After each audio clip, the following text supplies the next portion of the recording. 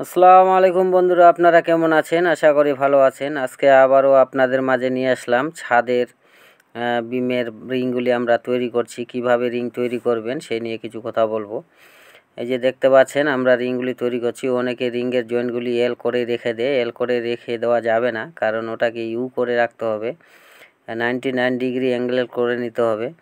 এই যে দেখতে পাচ্ছেন আমরা রিংটি কিভাবে তৈরি করছি, সেইভাবে রিংগুলি তৈরি করবেন। আপনার কলমে এবং বিমে কোনো সমস্যা আসবে না। অনেক সময় কলমে ক্র্যাক ধরে যায়, জয়েন্টগুলি ছুটে যায়, ওটা কিন্তু ছুটবে না। এইভাবে করে কাজগুলি করবেন, কাজের কোনো সমস্যা হবে না।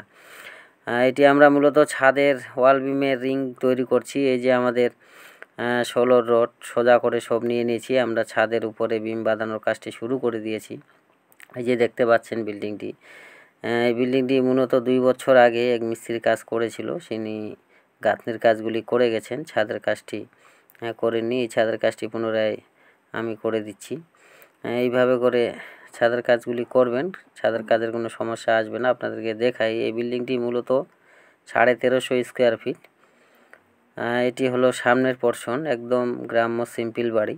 তিনটি বেডরুম, ডাইনিং এবং ওপেন কিচেন, বাথরুম, সিঁড়ি সবই আছে। এই যে আমরা সিঁড়ি দিয়ে উঠছি, দেখতে পাচ্ছেন একদম 5 ইঞ্চি স্টেপ হবে।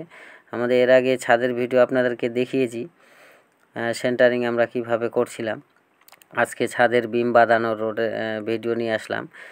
বন্ধুরা, আমার চ্যানেলটিকে অবশ্যই subscribe, follow, like, share, comment করবেন। এই যে দেখতে পাচ্ছেন আমাদের মিস্ত্রি কাজে লেগে আছে, বিম বাঁধানোর কাজ শুরু করে দিয়েছে। আজকে মূলত ফাইনাল হবে না, কালকে আমাদের বিম বাঁধানোর কাজ কমপ্লিট হবে।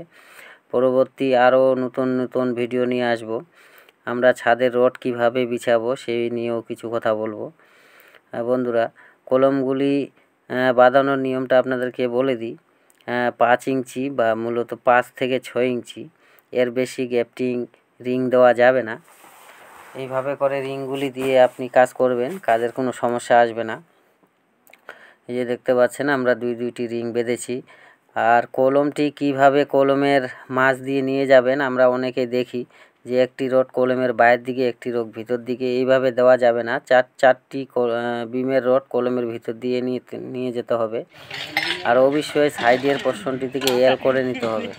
এল করেই কিন্তু আপনারা বিম বাঁধবেন, তাহলে কাজের সমস্যা আসবে না। এল করাটার অর্থাৎ হলো আপনাদের বিমে টানা থাকবে। যদি সোজা করে রেখে দেন, বিমে কোনো টানা থাকবে না, ওটা ছাদের বিমের কোনো মজবুতি আসবে না। এইভাবে নিয়ম করে কাজগুলি করবেন। দেখতে পাচ্ছেন আমার প্রতিটা মাথায় ব্যান্ড করানো, এল করানো আছে। এইভাবে করে কাজগুলি করবেন, কাজের কোনো সমস্যা আসবে না। বন্ধুরা, কাজটি কেমন হয়েছে, আর আমার চ্যানেলে নতুন ভিডিও পেতে হলে আমার চ্যানেলটিকে অবশ্যই ফলো, সাবস্ক্রাইব, লাইক, শেয়ার ও কমেন্ট করবেন। দেখতে পাচ্ছেন খুব সুন্দর করে কাজটি করেছি। আজকের মতো এই পর্যন্তই। পরবর্তী ভিডিও দেখার জন্য আমার চ্যানেলটিকে অবশ্যই subscribe, follow, like, share, comment করবেন। আসসালামু আলাইকুম।